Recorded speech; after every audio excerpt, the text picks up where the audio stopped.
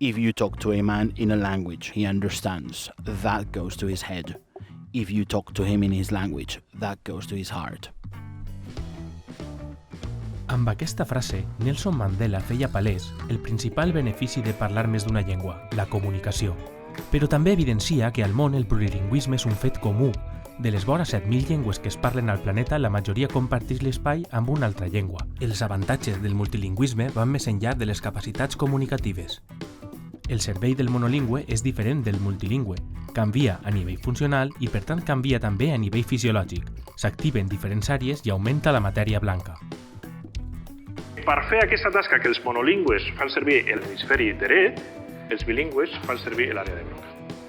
Ara parlo castellà, ara parlo valencià, castellà, valencià, castellà, valencià. Els bilingües facin les tasques de canvi d'una forma diferent als monolingües.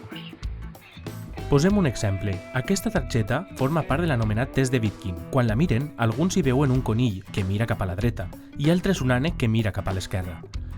Doncs als 70 s'establia que els xiquets que parlen més d'una llengua ho tenen més fàcil per adonar-se'n d'aquesta dualitat. Anys després, es mostren diferents targetes amb el mot d'un color però imprès amb tinta d'un altre color. Els multilingües obtenen millors resultats front a aquesta incongruència que aquells que no ho són. Que semblaria que aquests nens bilingües són capaços d'ignorar informació que era rellevant abans, que era el color, per adoptar un nou criteri. Veieu? Ignorar una llengua, aquesta és la idea.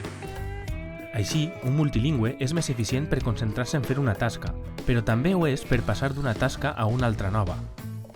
Fins i tot és més eficient ignorant el soroll ambiental.